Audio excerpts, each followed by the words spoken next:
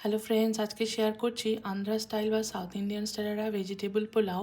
প্রথমে পোস্ত, কাজু আর নারকেলের একটা পেস্ট বানিয়ে রাখো।